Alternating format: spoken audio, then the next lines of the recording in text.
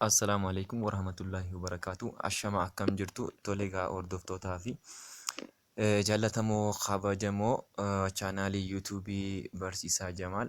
Har'as deebinee dhufnee jirra barnoota herregaa kutaa torbaffaatiin walitti deebinee jirra. Egaa barnoota herregaa kutaa torbaffaa kana jalatti mata duree ida'uu fi hir'isuu intijerootaa kan jedhuun haa eegallu. Ida'uu fi hir'isuun intijerootaa akkamii kan jedhu mee haa itti seennee haa laallu. Kana jechuun intijeroota walitti ida'uu fi walirraa hir'isuu kan jedhudha. Meegaa fakkeenya kennaman sirriitti haa xiinxalluu jaha. Negatiiva afur ida'uu shanii walqixa takka ja'a. Negatiiva afur ida'uu shanii walqixa takka. Kana jechuun namni tokko yoo qarshii afur sirraa qabaate ati ofii keetii qarshii 5 argatte afran namaa san yoo kennite qarshii takkaatu siif hafa jechuudha. Egaa karaa biraatiin jalqaba 0 irraa kaatee karaa harka bitaatti negatiiva afur deemtee eegasii booddee negatiiva afur irraa kaatee karaa harka mirgaatti ramaddii 5 yoo deemte pozitiiva takka irratti dhaabbatta jechuudha. Inni biraa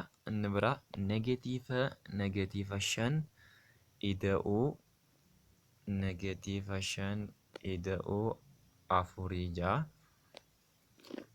Negatiiva 5 ida'uu afurii. Namni takka qarshii 5 sirraa qaba. Ati ammoo qarshii 4 argatte kennitaa fi qarshii takkaatu sirratti hafa jechuudha.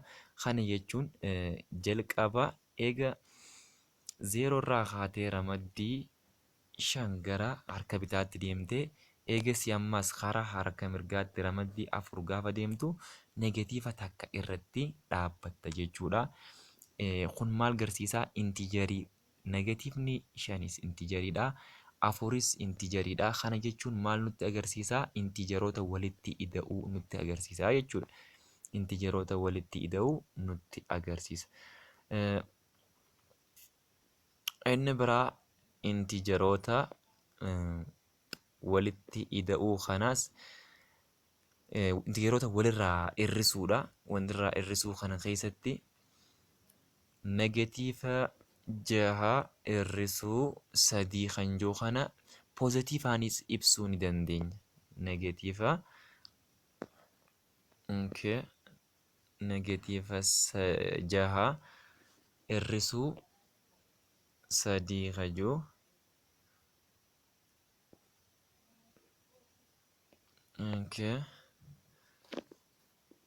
negatiiva 6 hir'isuu 3 karaa biraa isuma kana mallattoo hir'isuu kan of keessaa qabu ibsame herregaa mallattoo hir'isuu of keessaa qabu mallattoo ida'uutiin ibsuu ni dandeenya. Karaa biraa negatiiva 6 ida'uu ammattuu bantuu goone negatiiva 3 yoo jenne kun isa jalqabaa kanaa wajjin wal qixxeedha.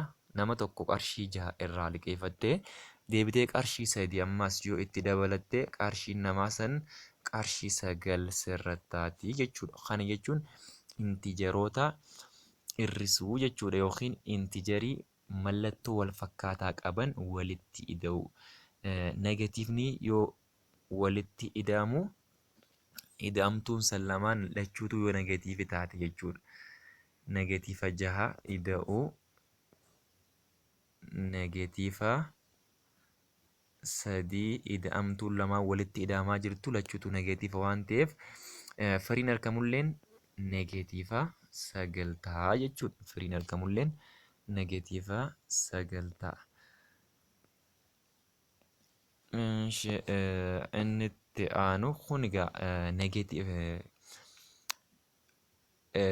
asirratti kan nuti adda baafachuu qabnu mallattoo wal fakkaatu yoo walitti ida'ame negatiivaa fi negatiivni yoo walitti ida'ame negatiivuma ta'uu akkasumallee pozitiivaa fi pozitiivni yoo walitti ida'ame pozitiivuma ta'uu Egaa mallattoowwan garaagaraa yoo walitti ida'ame ammoo mallattoowwan garaagaraa yoo walitti ida'ame isa mallattoo irra guddaa qabuutu gara isa mallattoo irra guddaa qabuutitti dubbatamaa jechuudha. Fakkeenyaaf mallattoowwan garaagaraa kanneen qaban yoo walitti ida'ame negatiiva 6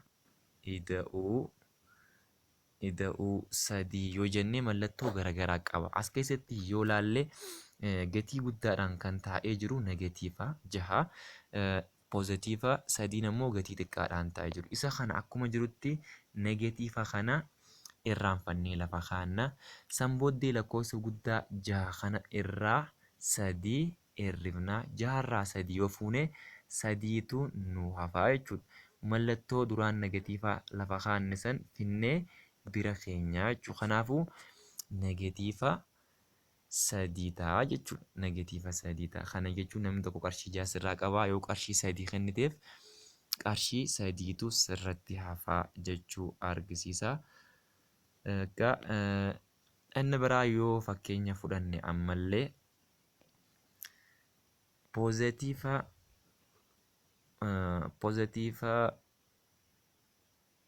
negatiiva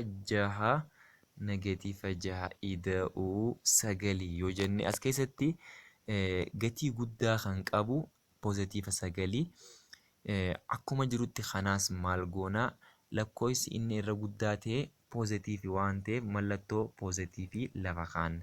Booddee eega walirraa hirrifne guddaa irraa xiqqaa hirrifna jechuun 9 irraa 6 fuuna. 9 irraa 6 hogguu fuune meeqaan nu hafaa? 3 nu hafaa. 3 kun poozitiivaan taa'uu nutti agarsiisa. Mallattoo poozitiivaa lafa kaa'achuun keenya jara lamaan keessaa ka gatii irra guddaa qabatee jiru lakkoofsaan guddaa negatiivaa fi poozitiivaa ta'uusaa osoo hin laalletti isa irra guddaa ta'ee jiru san laallee mallattoon isa cinaa jiru amma 9 cinaa mallattoon jiru poozitiiva yookiin ida'uu waan ta'eef ida'uu san lafa kaa'annee guddaa 9 kanarraa 6 yoo fuune 3 nu hafa. Mallattoon nuti lafaa qabnus poozitiiva waan ta'eef kana jechuun namni tokko qarshii 6 sirraa qaba. Ati qarshii 9 qabda jechuun tanamaa 6 kennitee poozitiiva 3 qabdaa jechuu argisiisa.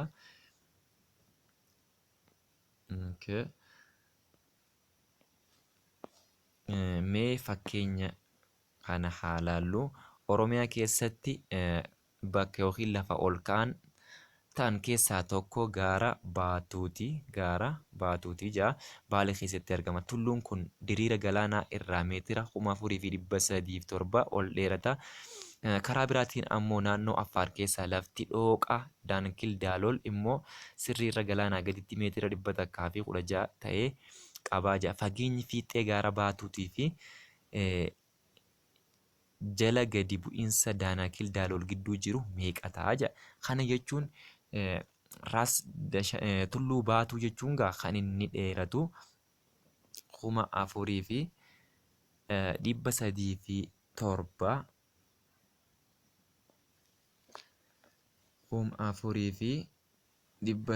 4,307 jechuun poozitiiva ol dheerata waan ta'eef poozitiiva fageenya isaan jidduu jiru jechuun yookiin caalmaa isaan jidduu jiru jechuudha. 4,307 hir'isuu negatiiva 116 negatiiva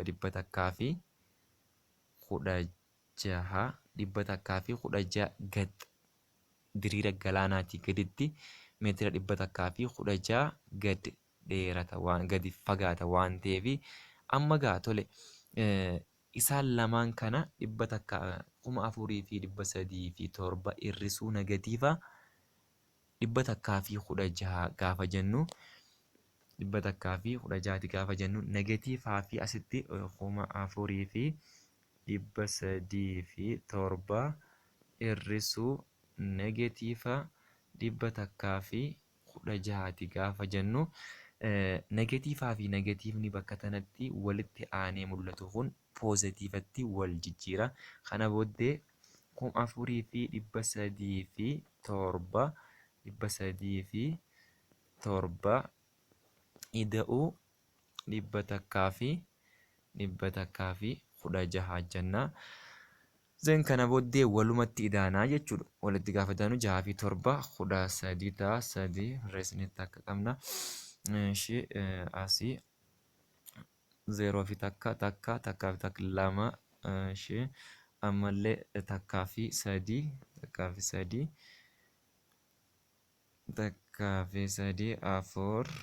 4 ta'a. 4 akkuma jettu gabbuufannaa 4,423 ta'a jechuudha. 4,423 ta'a. Egaa mee har'aaf asuma irratti haa dhaabnu. Yerootti aanutti ammallee yeroo muraasa booddee barumsatti aanuun hanga walitti deebinutti nagaan nu tura jecha. Ammaaf asuma irratti haa dhaabnu. Nagaan naaf tura. Galatooma.